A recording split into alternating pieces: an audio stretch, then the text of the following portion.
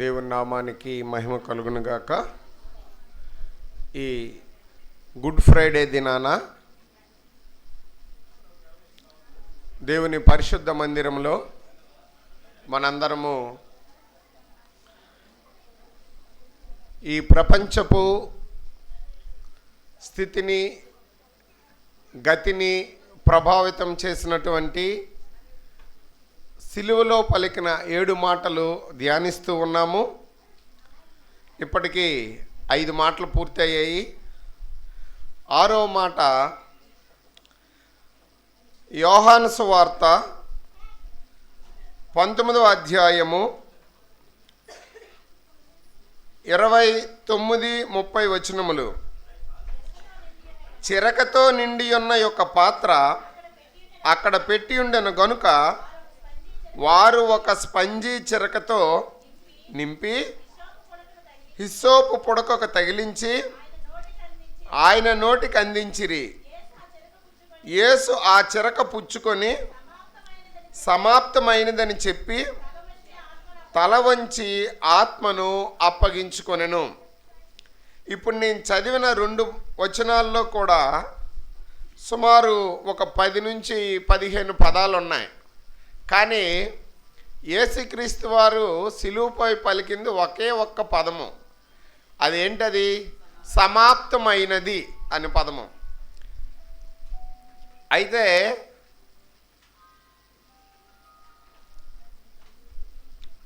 మనము జాగ్రత్తగా గమనించినట్లయితే సమాప్తమైనది అనే పదము మనం ఎప్పుడు వాడుతామా? ఇట్ ఈజ్ ఫినిష్డ్ ఎప్పుడు వాడుతామంటే, మనకి ఎవరైనా ఒక పనిని బాధ్యతను అప్పజెప్పినప్పుడు అది మరి ముఖ్యంగా నీవు తప్ప ఈ పనిని మరి ఎవరూ చేయలేరు అని, కానీ దీనికి ఎంతో సమయం పడుతుంది, అంత టైం లేదు, ఈ షార్ట్ పీరియడ్లోనే ఇప్పుడు ఈ కొద్ది పీరియడ్లోనే చెయ్యాలని కానీ టైం బౌండెడ్ వర్క్ కానీ అప్పజెప్పినట్లయితే వర్క్ చేస్తుండగా వర్క్ పూర్తయితే ఒక ఆట కానీ ఏదైనా ఆడేటప్పుడు కానీ ఏదైనా మనము వర్క్ కంప్లీట్ అవ్వగానే హమ్మయ్య అయిపోయింది, ఇట్ ఈజ్ ఫినిష్డ్, కంప్లీట్ అయ్యింది అని చెప్పటానికి మనం వాడుతాము. ఇట్ ఈజ్ ఫినిష్డ్, కంప్లీట్ అయ్యింది అని. తదుపరి వెంటనే ఆనందంతో తట్టుకోలేక బిగ్గరగా అసలు మన శ్రేయోభిలాసులకి అంటే ఈ లోక రీతిగా మనకి తెలిసిన వారికి అవసరమైతే వర్క్ అప్పచెప్పిన వారికి కూడా తట్టుకోలేక yes I did my work, I finished it, I completed అని ఆనందంతో తరువాత విజయోత్సాహం వేరు. కానీ వర్క్ కంప్లీట్ చేసేటప్పుడు మనకు తెలుసు అవుతుంది, ఇంకా కొంచెం టైం ఉంది, అయింది ఉంది సరే లాస్ట్లో అయిపోయింది అనగానే మనం ఏమంటాం? ఇట్ ఈస్ ఫినిష్డ్, అయిపోయింది అని. పక్కాగా మనకు అయిపోయిన పని కంప్లీట్, ఏ కొంచెము కూడా కొదువుగా లేదు, ఇంకా మిగిలి ఏమీ లేదు, చేయటానికి ఇంకా ఏమీ లేదు అనుకునేటప్పుడు మనం చెప్పే మాట ఫినిష్డ్, ఇట్ ఈజ్ ఫినిష్డ్. అయితే ప్రభు అయిన యేసుక్రీస్తు వారికి తండ్రి అయిన దేవుడు అప్పగించిన పని ఏమిటి, అప్పగించిన పని ఏమిటి, ఆయన ఏ విధంగా దాన్ని ఫుల్ఫిల్ చేశారు అన్నది మనం వచనం వెంబడి వచనం చూసుకుందాం. మొదటగా నశించిన దానిని రక్షించడానికి రక్షించవలసిన పని బాధ్యతను తండ్రి కుమారునికి అప్పగించాడు. లూకాసు వార్త 19వ అధ్యాయము 10వ వచనము. నశించిన దానిని వెదకి రక్షించుటకు మనుష్య కుమారుడు వచ్చినని అతనితో చెప్పెను. ఈ లోకంలో నశించిపోయినది అంటే తండ్రితో సహవాసం చేయవలసిన మానవుడు ఆజ్ఞ అతిక్రమం చేసి పాపము చేసి దూరమైపోయిన మానవుణ్ణి, నశించిపోయిన వాడిని వెదకి రక్షించవలసిన బాధ్యత పనిని తండ్రి ఎవరికి అప్పచెప్పాడు? కుమారునికి అప్పచెప్పాడు. తదుపరి లూకాసు వార్త 4వ అధ్యాయము 43వ వచనము. ఆయన నేను ఇతర పట్టణములలోనూ దేవుని రాజ్య సువార్తను ప్రకటింపవలను, ఇందు నిమిత్తమే నేను పంపబడుతునని వారితో చెప్పాను. ఇది దేవుని రాజ్య సువార్త నిమిత్తము తండ్రి కుమారుణ్ణి ఈ లోకానికి పంపించడం జరిగింది. ఆయనకు ఒక పని బాధ్యత అప్పచెప్పారు. రెండవ పని ఏంటది? ఈ దేవుని రాజ్య సువార్త. నా తండ్రి మరి నీ తల్లి తండ్రి నీ కోసం వెతుకుతున్నారు ఎన్నప్పుడు కూడా మనకు మాట తెలుసు కదా, నా తండ్రి చిత్తం నెరవేర్చడే నాకు అప్పచెప్పిన పని, నేను చేయవలసిన పని అని. అలాగే ఒకసారి చూడండి అమ్మా, గలతీయులకు వ్రాసిన పత్రిక 2వ అధ్యాయము 16వ వచనము.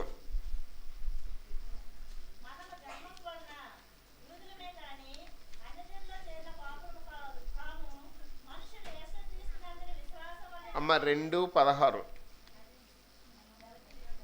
గలతీయులకు రాసిన పత్రిక ఏదైనా ధర్మశాస్త్ర సంబంధ క్రియల మూలంలో అడుగునుందా? ఏ శరీరియో నీతిమంతుడని తీర్చబడడు కదా. అంటే ధర్మశాస్త్రము నెరవేర్పు కొరకు హెబ్రీలకు రాసిన పత్రిక 10వ అధ్యాయం 4వ వచనము. ఏలయనగా ఎడ్ల యొక్కయు మేకల యొక్కయు రక్తము పాపమును తీసివేయట అసాధ్యము. అప్పుడు ఏంటంటే పాపం పోవాలంటే ఎడ్లు మేకలు పావురాలు గువ్వలు బలి అర్పించడం జరిగేది. ధర్మశాస్త్ర నెరవేర్పు కొరకు యేసుక్రీస్తు వారు వచ్చారు. మత్తయి సువార్త 5:17.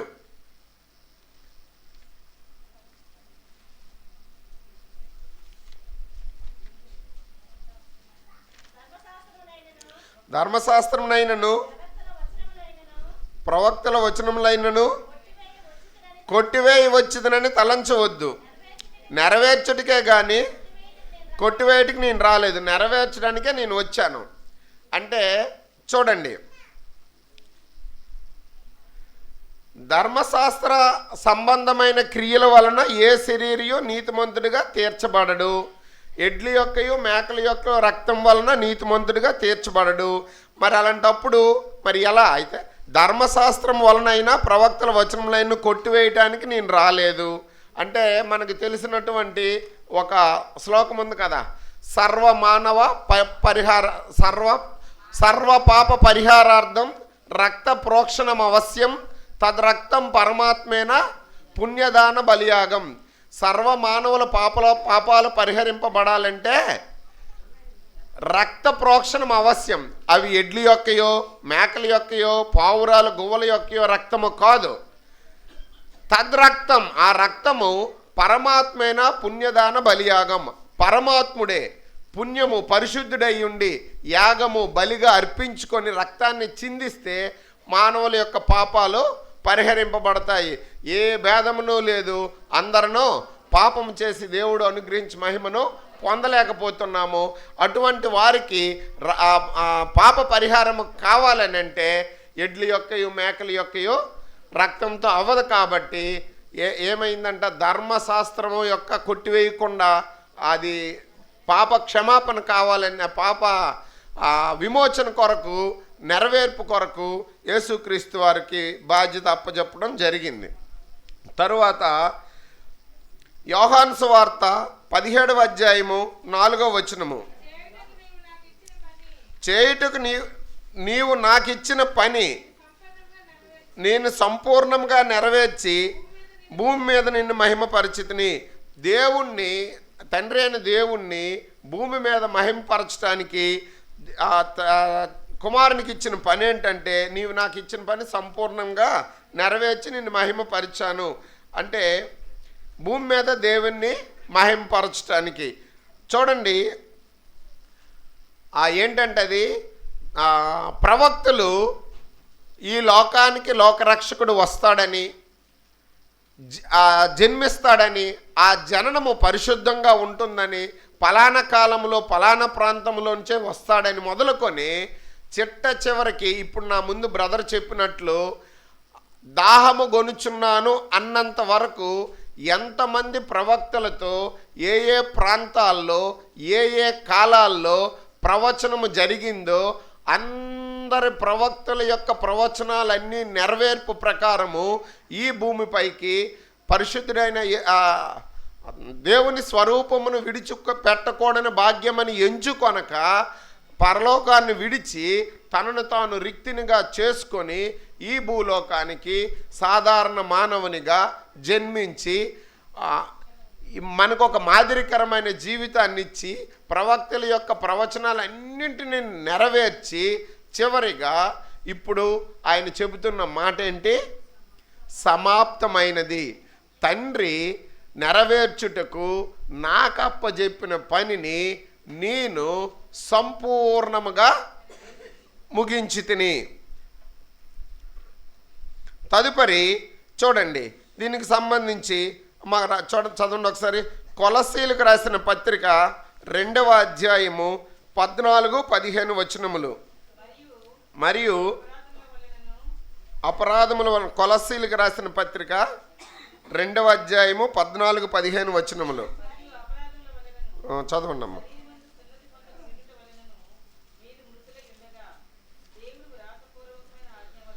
దేవుడు వ్రాతపూర్వకమైనటువంటి ఆజ్ఞ వలన మన మీద రుణముగాను మనకు విరోధముగాను నుండిన పత్రమును మేకులతో సిలువకు కొట్టి దాని మీద చేవ్రాతను తుడిచివేసి మనకు అడ్డము లేకుండా దానిని ఎత్తివేసి మన అపరాధములన్నింటినీ క్షమించి ఆయనతో కూడా మిమ్మును జీవింప చేసెను.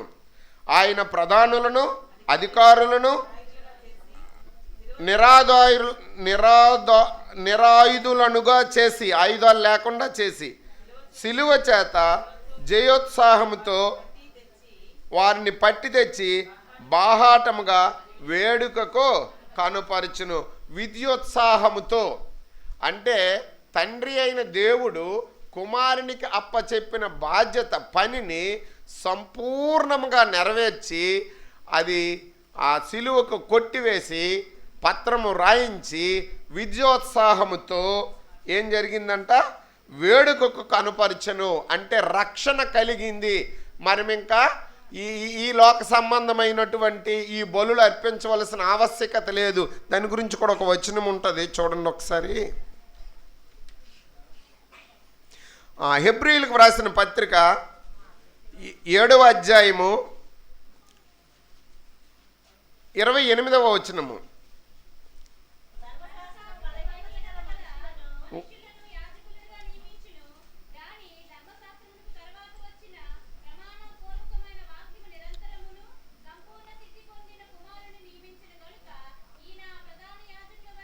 ఈయన ఆ ప్రధాన యాజకుల వలె మొదట తన సొంత పాపముల కొరకు తరువాత ప్రజల పాపముల కొరకును దినదినము బలులను అర్పింపవలసిన అవసరము కలవాడు కాడు. తన్ను తాను అర్పించుకున్నప్పుడు ఒక్కసారే ఈ పని చేసి ముగించెను. ఒక్కసారే. మరి అంటే విజయోత్సవం అని చెబుతున్నాను కదా, ఏంటది?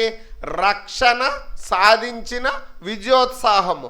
మరలా ప్రతి దినము ఆ వెళ్ళిన ప్రధాన యాజకుడు ఆయన చేసిన పాపాలు ప్లస్ ప్రజలందరి పాపాల కొరకు వెళ్ళిన ప్రధాన యాజకుడు పాపాత్ముడే, అక్కడున్న ప్రజలు పాపాత్ములే. ఇది ఈ లోక రీతిగా ధర్మశాస్త్ర ప్రకారము భౌతికంగా జరిగేది. దానిని కొట్టివేస్తూ ప్రభు అయిన యేసుక్రీస్తు వారు తనను తాను బలిగా అర్పించుకొని పాపము లేని వాడై తనను తాను రిక్తినిగా చేసుకొని బలిగా అర్పించుకొని మరి అన్నడను ఇవన్నీ చేయవలసిన అవసరము లేకుండానే బలి అర్పించుకొని ఒక రక్షణ నినాదము విజయోత్సవ ధ్వనితో, అందుకే దీనికి హెడ్డింగ్ కూడా పెట్టారు కదా బ్రదరు, విక్టరీ అని. ఏంటది? సౌండ్ ఆఫ్ విక్టరీ అంటే విజయ ఉత్సాహము, విజయ ధ్వని. అయితే మరొక మాట కూడా చూడండి, తనకు తాను ఒకసారి సమర్పించుకున్నారు కదా. హెబ్రీయులకు వ్రాసిన పత్రిక 10వ అధ్యాయం 10వ వచనము. యేసుక్రీస్తు యొక్క శరీరము ఒక్కసారియే అర్పింపబడుడి చేత ఆ చిత్తమును బట్టి మనము పరిశుద్ధపరచబడి ఉన్నాము. ఒక్కసారి మరి ఇంకా ఆ అవసరం లేకున్నా, అంటే ఏ జంతువు యొక్క చతుష్పాది జంతువుల యొక్క రక్తము చిందించవలసిన అవసరం లేకుండానే పరిశుద్ధుడైనటువంటి యేసుక్రీస్తు వారి రక్తము ఒక్కసారి అర్పింపబడి చిందింపబడి ఆ చిత్తమును బట్టి మనము పరిశుద్ధపరచబడి రక్షణ ఆయనలో విశ్వాసం ఉంచుకోవటం ద్వారా రక్షణ పొందుకొని పరిశుద్ధపరచబడిన వారమై ఉన్నాము. తదుపరి మరొక మాట చదువుదాము. ఎఫెసీయులకు రాసిన పత్రిక 2వ అధ్యాయము 8వ వచనము. మీరు విశ్వాసము ద్వారా కృపచేతనే రక్షింపబడి ఉన్నారు. ఇది మీ వలన కలిగినది కాదు, దేవుని వరమే. దేవుని యొక్క గొప్ప వరం ఏంటంటే తన అద్వితీయ కుమారుణ్ణి ఈ లోకానికి పరిశుద్ధంగా పంపించి తన పరిశుద్ధ రక్తాన్ని బలిగా యాగముగా సిలువలో భూమికి ఆకాశానికి మధ్యలో కార్చి మన పాపాలన్నింటి నిమిత్తము కార్చి మనకు విమోచనను దయచేసి రక్షణను కలుగు చేశారు. అయితే ఆ రక్షణ మనకి ఎలాగంట, మీరు విశ్వాసము ద్వారా, మనమేమో మొన్న కూడా మనం మాట్లాడుకున్నాం కదా, మనం విశ్వాసము చూపడం ద్వారా దేవుడు కృపచేత, అప్పుడు దేవుని కృప, రెండు కూడా మనము విశ్వసించడం ద్వారా దేవుడు మన ఎడల కృప చూపించి మనము రక్షింపబడతాము. అది దేవుని యొక్క వరము. అయితే ఇప్పటి వరకు మనం నేర్చుకున్నది చెప్పింది ఏంటంటే, ఒకటి తండ్రి అయిన దేవుడు కుమారునికి బాధ్యత పని అప్పచెప్పారు. ఆ పనిని ఆయన సంపూర్ణంగా నెరవేర్చారు అని చెప్పుకున్నాం.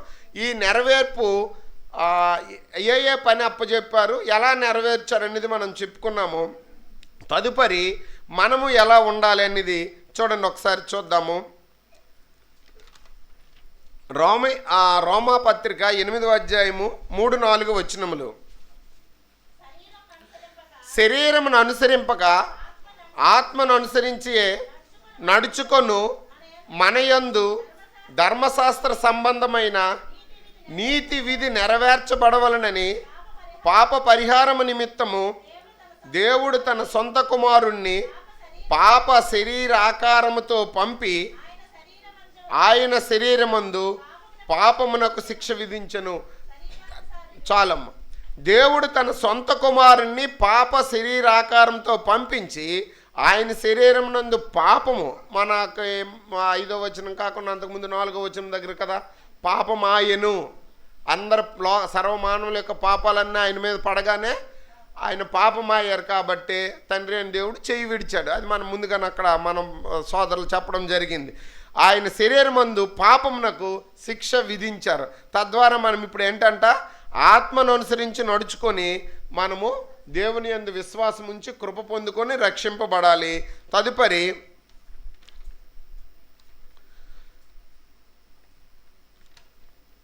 మనము జీవించవలసిన విధానం ఏంటంటే, ఒకసారి చూడండి,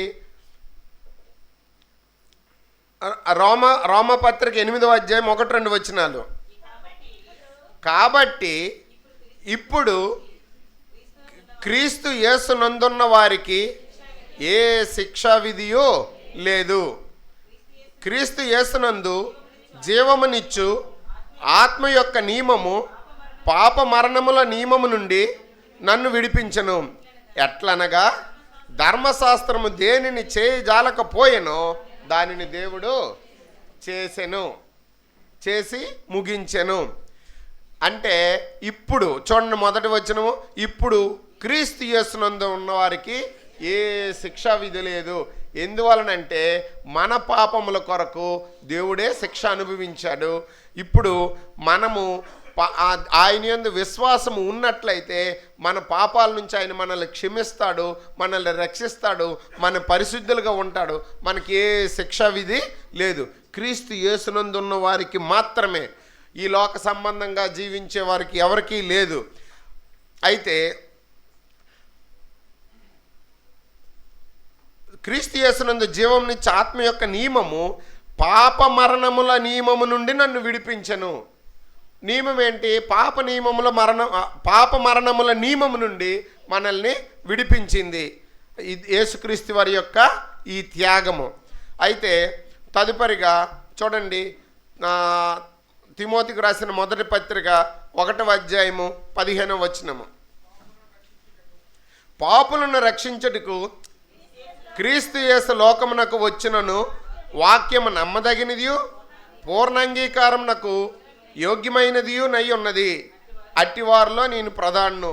పునీతుడైన పౌలు, అపోస్తలుడైన పౌలు తిమోతికి రాస్తూ మొదటి లేఖలు ఏం మాట్లాడుతున్నాడంటే, పాపులను రక్షించుటకు క్రీస్తు యేసు లోకమునకు వచ్చినది నమ్మదగినది, పూర్ణాంగీకారమైనది, యోగ్యమైనది, అట్టివారిలో నేను ప్రధానుడును అని చెప్తున్నాడు. సో మనము ఈరోజు వాక్యం ద్వారా మనం తెలుసుకున్నది ఏంటంటే, పాపులను రక్షించడానికి క్రీస్తు ఈ లోకానికి వచ్చారనేది మనం తెలుసుకోవాలి. కీర్తనలు 116:13లో రక్షణ పాత్రను చేత పట్టుకుని యెహోవా నామమున ప్రార్థన చేయాలి. తదుపరి వచనము 2 తిమోతి 4వ అధ్యాయం 7వ వచనము. పౌలు, అపోస్తలుడైన పౌలు, మంచి పోరాటం పోరాడితిని, నా పరుగు కడముట్టించితిని, విశ్వాసం కాపాడుకుంటుని. అయితే కన్క్లూజన్ ఏంటంటే, దేవుడు మన కొరకు ఈ లోకానికి వచ్చి యాగంగా అర్పించుకొని ఏం చేశాడు? మనల్ని రక్షించాడు. ఆయనకు అప్పచెప్పిన పనిని పూర్తి చేశాడు. దేవుడు మనకు కూడా ఒకటే అప్పచెప్పాడు, సర్వలోకమునికి వెళ్ళి సర్వసృష్టికి సువార్తను ప్రకటించాలన్నారు. మనము సువార్త ప్రకటించేవారిగా ఉండాలి. అది ప్రకటన అనేది బోధ రూపంకే కాకుండా ఇంకెలాగ ఉండాలి? మన ప్రవర్తన రూపంలో, మన బ్రతికే గాస్పల్గా ఉండాలి. అట్టి భాగ్యం మనము పొందుకోవాలి. ఏంటంటే, మాదిరికరమైన జీవితం చేయిస్తూ నాగటిపై చేయి వేసి వెనుకకు చూడకుండా మనకు అప్పచెప్పిన పనిని మనం ముగించాలి. తల్లి గర్భములో పిండముగా రూపింపబడక ముందే మనల్ని పేరు పెట్టి పిలిచిన దేవుడు, నీ ఎడల నాకు ఒక ప్రత్యేకమైన ప్రణాళిక ఉన్నదని దేవుడు మనము ఎందు నిమిత్తం ఈ లోకానికి పంపించాడు మనం గుర్తెరిగి ఆయన వేడుకొని ఆయన చిత్తాన్ని గ్రహించుకొని ఆ ప్రకారము మనకు అప్పచెప్పిన పనిని మనము కూడా సంపూర్ణంగా నెరవేర్చి దేవునికి ఇష్టమైన బిడ్డలుగా జీవించాలని నేను మీకు తెలియజేస్తూ నా మాటలు నేను ముగిస్తున్నాను. Thank you.